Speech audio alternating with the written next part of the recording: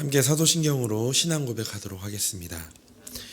전능하사 천지를 만드신 하나님 아버지를 내가 믿사오며 그 외아들 우리 주 예수 그리스도를 믿사오니 이는 성령으로 잉태하사 동정녀 마리아에게 나시고 본디오 빌라도에게 고난을 받으사 십자가에 못 박혀 죽으시고 장사한 지 사흘 만에 죽은 자 가운데서 다시 살아나시며 하늘에 오르사 전능하신 하나님 우편에 앉아 계시다가 저리로서 산자와 죽은 자를 심판하러 오시리라. 성령을 믿사오며 거룩한 공예와 성도가 서로 교통하는 것과 죄를 사하여 주시는 것과 몸이 다시 사는 것과 영원히 사는 것을 믿사옵나이다. 아멘. 찬송가 14장 찬송하겠습니다.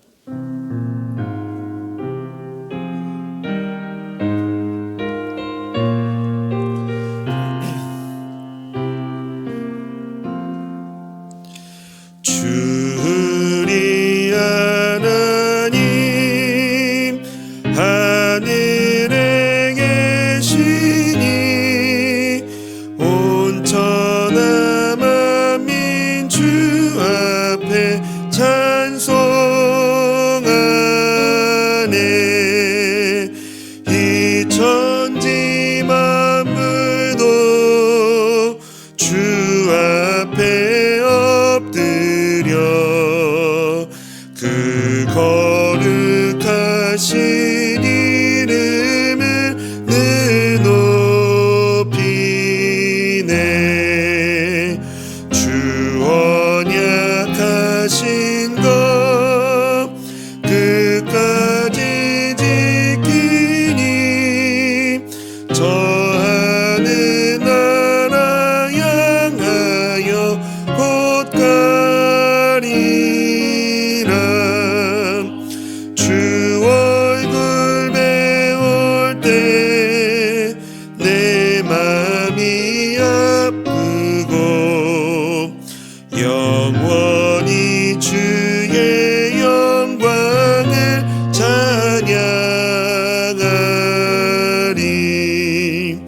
왕의 왕 되신 주 하늘에 계시니 이 세상 죄악 이기신 구주 예수. 저 천군 천사들 주옹이하고서 무성도 함께 영원히 늘 섬기네.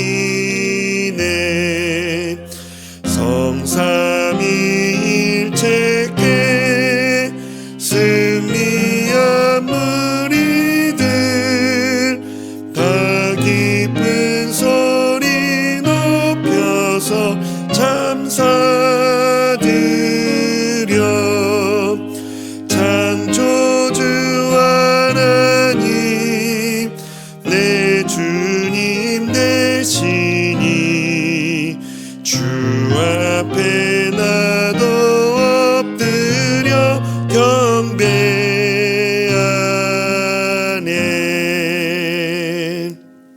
아멘. 하나님 말씀 함께 보겠습니다. 오늘 하나님 말씀은 구약성경 아모스서 1장 1절에서 5절까지의 말씀입니다. 구약성경 아모스서 1장 1절에서 5절까지의 말씀. 구약성경 1274페이지에 있습니다. 아모스서 1장 1절에서 5절까지의 말씀입니다. 우리 한 절씩 교독하도록 하겠습니다. 유다 왕 우시야의 시대 곧 이스라엘의 왕 요아스의 아들 여로보암의 시대 지진전 2년에 두구와 목자 중 아모스가 이스라엘에 대하여 이상으로 받은 말씀이라. 그가 이르되 여호와께서 시온에서부터 부르짖으시며 예루살렘에서부터 소리를 내리시리니 목자의 초장이 마르고 갈매산 꼭대기가 마르리로다. 여호와께서 이와 같이 말씀하시되 다메섹의 서너 가지 죄로 말미암아 내가 그 벌을 돌이키지 아니하리니 이는 그들이 철 타작기로 타작하듯 길르앗을 압박하였습니다. 내가 하사엘의 집 불을 보내리니 베나닷의 궁궐들을 사르리라. 내가 함께 읽겠습니다. 내가 다메섹의 빗장을 꺾으며 야인 골짜기에서 그 주민을 끊으며 벳 에덴에서 규잡은 자를 끊으리니 아람 백성이 사로잡혀 기르에 이르기라. 여호와께서 말씀하셨느니라. 아멘. 네, 오늘부터 저희는 이 아모스서를 묵상하면서 함께 은혜를 얻기를 원합니다. 아모스서는 이 북이스라엘의 왕 이 여로보암 2세 때에 활동하였던 선지자로서 이 하나님의 공의와 심판 메시지를 주로 전달하였습니다. 이 아모스가 활동하였던 이 북이스라엘은 이 강대국 아수르의 세력이 잠시 약화되었던 시기였습니다. 이러한 상황은 이 열왕기하 14장 25절에서 27절에 기술되어 있듯이 이 선지자 요나를 통한 하나님의 예언의 성취였습니다. 열왕기하 14장 25절 27절 말씀입니다. 이스라엘의 하나님 여호와께서 그의 종 가드 헤벨 아미떼의 아들 선지자 요나를 통하여 하신 말씀과 같이 여로보암이 이스라엘 영토를 회복하되 하맛 어기에서부터 아라바다까지 하였으니 이는 여호와께서 이스라엘의 고난이 심하여 매인자도 없고 노인자도 없고 이스라엘을 도울 자도 없음을 보셨고 여호와께서 또 이스라엘의 이름을 천하에서 없이 하겠다고도 아니하셨으므로 요아스의 아들 여로보암의 손으로 구원하셨음이 없더라. 이렇게 하나님은 이 이스라엘을 불쌍히 여기셔서 여로보암이 큰 영토를 회복할 수 있도록 하셨습니다. 그 결과 이 여로보암 2세 때는 국제적이고 또한 정치적, 경제적으로 풍요로운 시기였습니다. 그런데 이러한 풍요로움은 이스라엘의 모든 백성들에게 공정하게 나누어지지 않았고 이 부유층과 권력층은 이 약자들을 억압하며 자신들의 부와 권력을 확대했습니다. 이러한 경제적인 번영으로 인한 이 양극화는 이 부유층에겐 사치와 향락을, 반대로 가난한 약자들에겐 착취와 억압을 가져다 주었습니다. 이 아모스서 전반에 걸쳐서 보면 당시 사회에 정의와 공의가 흐르지 않고 있음에 대해서 이 반복적으로 지적하고 있는데, 이는 이러한 양극화의 상황을 반영하고 있는 것이었습니다. 즉 여로보암 2세의 시대는 인간적인 측면에서는 풍요로움의 시대였지만 신앙적인 측면에서는 그 풍요로움 때문에 오히려 이 공의와 정의는 사라지고 이 하나님을 멀리하며 하나님을 떠났던 시기였음을 우리는 알게 되어집니다. 종교적으로도 이 여로보암 2세 때는 여러 가지 우상 숭배가 만연했던 시기였습니다. 이 여로보암 1세 때부터 시작된 이 금송아지 숭배는 제도화되었고, 또한 베델과 단에 세운 신전에서 형식적인 제사가 계속 드려졌습니다. 이뿐만이 아니라 이 백성들은 참된 하나님의 말씀을 외면하고 이 아모스와 같은 선지자를 배척하거나 조롱하였습니다. 이러한 상황 속에서 이 아모스는 북이스라엘이 하나님의 정의와 공의를 행하지 않음을 질타합니다. 이 정의와 공의는 하나님과 언약을 맺은 공동체가 이 하나님 나라의 가치로 삼고 살아야 하는 삶의 실천적인 목표이며 그 결과적인 열매입니다. 하나님은 이 아브라함에게 공의와 정의의 열매를 맺기를 원하셨고, 또한 다윗 역시 공의와 정의로 이스라엘을 다스렸습니다. 그런데 이 북이스라엘은 이러한 공의와 정의를 저버리고 사회적 약자를 무시하고 이용하며 학대와 겁탈을 일삼는 사회가 되고 말았던 것입니다. 이 결과 하나님께서는 공의와 정의의 잣대로 북이스라엘을 평가하셨고 그들은 심판이라는 결과를 마주하게 되었습니다. 오늘 본문인 이 아모스서 1장은 이 이방 민족들에 대한 하나님의 심판 선언으로 시작됩니다. 아모스 선지자는 하나님의 공의로운 심판이 북이스라엘뿐만이 아니라 주변 이방 민족들에게도 임할 것을 선언하고 있는 겁니다. 이 말씀 속에서는 오늘날 우리에게 동일하게 적용되는 하나님의 공의와 심판의 메시지가 담겨져 있습니다.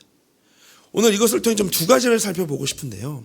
이 온 열방을 향한 하나님의 공의와 심판이 우리에게 주는 교훈 첫 번째는 바로 하나님은 온 세상을 주관하신다라는 것입니다. 이 아모스 선지자는 이스라엘에게서 멀리 있던 다메섹, 가사, 드로에서 시작하여 이스라엘과 먼 친척벌인 에돔과 암몬, 모압을 향해 그들의 죄악을 하나하나 열거하며 하나님의 심판을 선언합니다. 저희는 짧게 1절부터 5절까지의 말씀을 저희가 함께 읽어봤잖아요. 이제 다메섹에 대한 부분만 저희가 읽어봤지만 동일한 루트로, 동일한 이 사이클로 이 이스라엘의 주변에 있었던 8나라들에 대해서 하나님의 심판을 선포하는 내용이 이 1장까지, 2장 3절까지의 내용에 담겨져 있습니다. 보면 이 3절에서 이 다메섹의 서너 가지 죄라는 표현은요, 이 다메섹에 대한 심판의 내용에서만이 아니라 이스라엘의 주변 이방 나라의 죄와 남유다와 북이스라엘의 죄를 지적할 때 사용되었습니다. 이는 이 나라들의 죄가 서너 가지밖에 되지 않는다라는 의미가 아니라 이들의 죄가 매우 많음을 나타내는 관용적인 표현이 바로 이 서너 가지 죄라는 표현에 담겨져 있습니다. 하나님께서는 유다와 이스라엘을 향한 이 심판을 선고하기 전에 열방을 향한 심판을 먼저 언급하신 것은 이스라엘이 이 메시지를 듣고 여호와 하나님이 온 세상을 주관하신다는 사실을 깨닫기를 원하셨기 때문입니다. 동시에 하나님은 그들의 인식 속에 이스라엘만의 하나님이라는 배타적인 사고방식도 고치기를 원하셨습니다. 이렇게 이스라엘을 대적하는 자들에 대한 하나님의 심판은 이스라엘에게는 때로는 경고였고 반대로 위로가 되었습니다. 그들이 진정으로 의지해야 하고 두려워해야 하는 대상은 저 열방과 그들의 신이 아니라 하나님이심을 인정하도록 주신 기회였기 때문입니다. 하나님은 우리의 삶에서도 동일하게 말씀하시고 적용하기를 원하십니다. 하나님은 우리의 개인의 삶뿐만이 아니라 이 세상의 모든 일들을 주관하시며 공의를 따라 심판하시는 분이십니다. 시편 9편 7절 8절에 이렇게 말씀하고 있습니다. 여호와께서 영원히 앉으시며 심판을 위하여 보좌를 준비하셨도다. 공의로 세계를 심판하시며 정직으로 만민에게 판결을 내리시리로다. 세상이 혼란스럽고 불공정하게 보일 때가 있지만 하나님께서는 정확한 때에 모든 것을 바로 잡으실 것입니다. 사실 당장의 눈앞에서 거대한 악의 세력이 우리의 생명을 위협하는 위기의 상황에서 하나님이 온 우주와 역사의 주인이시고 그 하나님이 나를 사랑하신다라고 믿는 것이 쉽지는 않을 것입니다. 그러나 오늘 주님은 바로 그 믿을 수 없는 조건에서, 믿을 수 없는 상황에서 믿음을 요구하고 계십니다. 시편 147편 5절, 6절 말씀입니다. 우리 주는 위대하시며 능력이 많으시며 그 지혜가 무궁하시도다.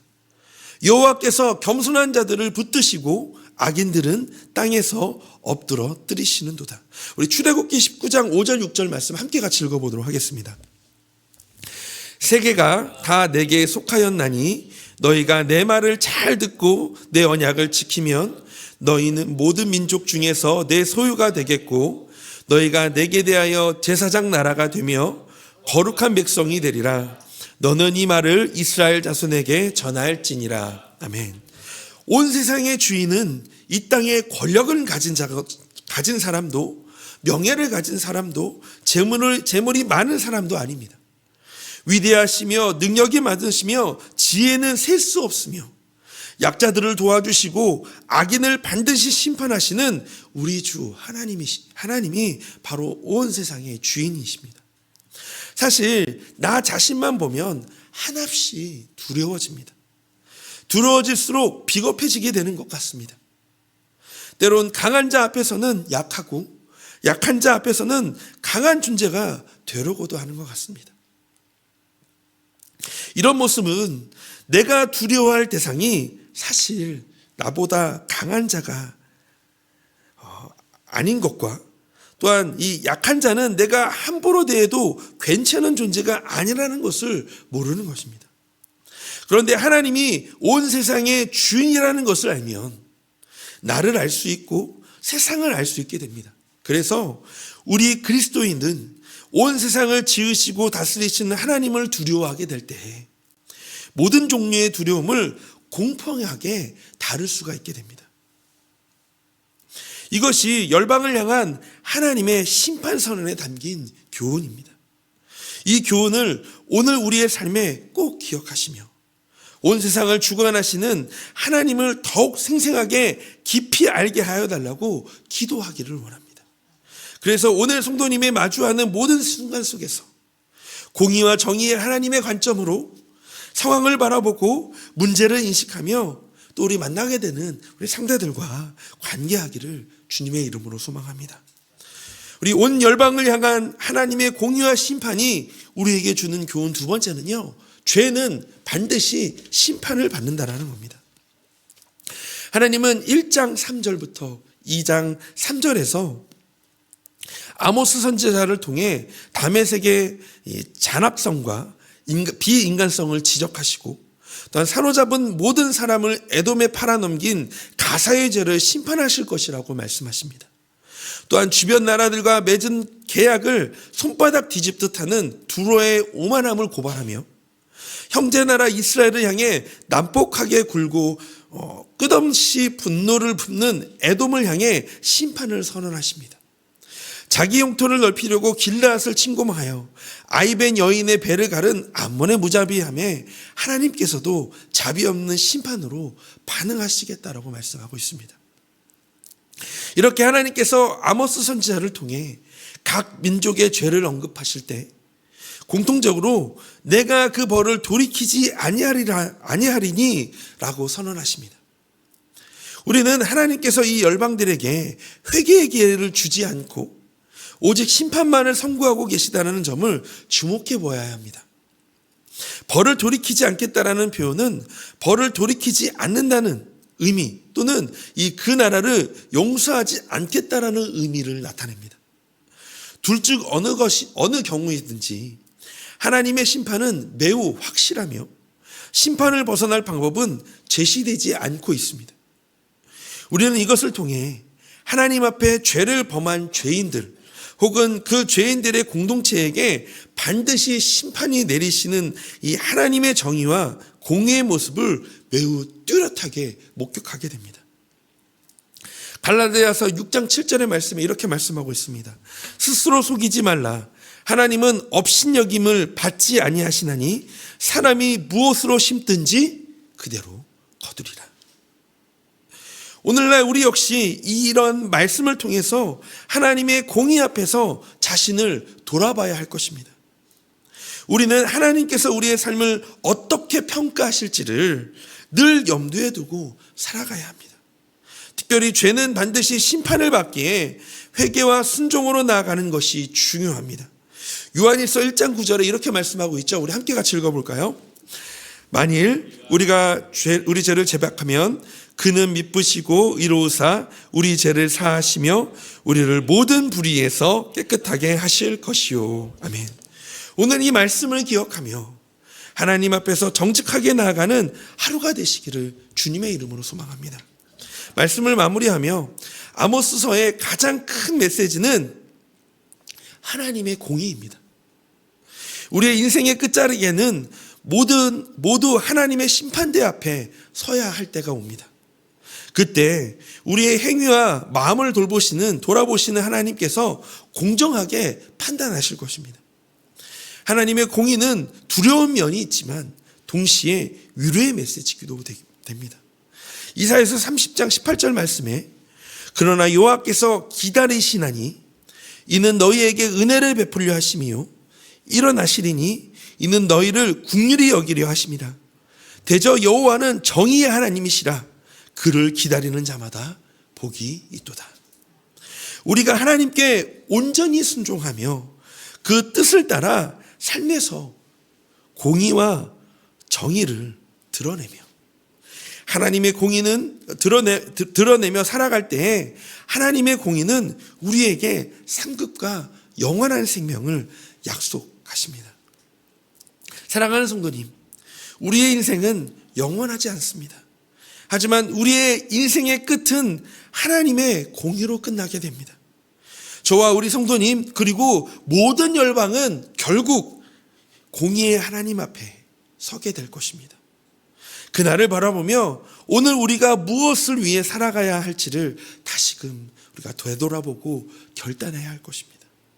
하나님의 공의 앞에서 우리의 삶을 준비하며 회개와 순종의 삶으로 그분을 기쁘시게 하는 하루가 되시기를 주님의 이름으로 축복합니다.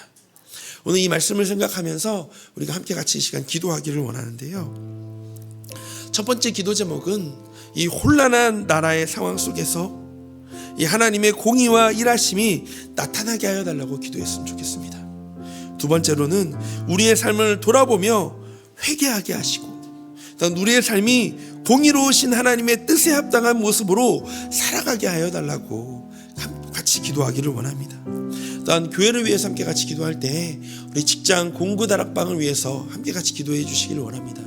순장과 순원 모두가 예배, 말씀, 기도를 통해 하나님을 더 깊이 알아가게 하여 달라고 기도했으면 좋겠습니다. 오늘 이 세 가지를 놓고 특별히 이 나라를 위해서, 우리 대한민국을 위해서, 또 우리의 이 사회를 위해서, 우리의 삶을 위해서 더 하나님 오늘 간절하게 기도하며 나아가는 이 하루가 되시기를 소망하며 함께 같이 기도하도록 하겠습니다. 하나님, 이 시간 기도합니다. 하나님, 오늘 이 아모스 선지자의 말씀을 시작하며 공의와 정의를 나타내시는 그 하나님, 또한 이 공의와 정의를 통하여 온 열방을 다스리시는 하나님, 온 열방의 주인이 되어주시는 하나님, 또한 죄는 반드시 심판하시는 그 하나님을 하나님 우리가 오늘 마음에 새기고 하나님 우리의 삶에서 하나님 그리스도인으로서 하나님의 뜻을 완전히 따라 살아가기를 원합니다. 하나님, 그것이 바로 우리의 삶에 하나님의 정의와 공의를 드러내며 하나님 앞에서 정직하게 살아가는 삶이겠지요. 하나님, 이 혼란한 이 세상, 혼란한 아버지 이 나라 아버지 정세 속에서 하나님 우리가 이 나라 민족 안에 하나님이 정의를 행하게 하여 주시고 또한 우리가 그리스도인으로서 우리의 삶에서 더욱더 그 정의와 공의를 나타내며 하나님 이 나라 민족을 위해 기도하는 하나님 오늘 하루가 되게 하여 주시기를 소망합니다. 특별히 혼란한 나라의 상황 속에서 하나님의 공의와 일하심이 하나님 드러나게 하여 주시기를 원합니다. 그것을 위해 더욱더 기도하고 기도하는 하나님 우리 믿는 우리 신앙이 되게 하여 주시옵시고, 특별히 하나님 우리의 삶을 돌아보며 회개하게 하시고 우리의 삶이 공의로우신 하나님의 뜻에 합당한 모습으로 살아가는 하나님 오늘 하루가 되게 하여 주시기를 소망합니다. 하나님, 우리의 삶이 늘 하나님의 공의 안에, 늘 정의 안에 있게 하여 주시옵소서. 그 하나님을 믿음으로 바라보고 하나님 그 하나님의 믿음으로 하나님 살아가며 그렇게 하나님의 믿음의 헌신을 따라 나아갈 수 있도록 주님 하나님 우리를 인도하여 주시기를 소망합니다. 하나님, 오늘도 주님을 의지합니다. 하나님께서 우리의 삶 가운데 역사하여 주실 줄로 믿습니다. 하나님, 우리를 인도하여 주시옵소서.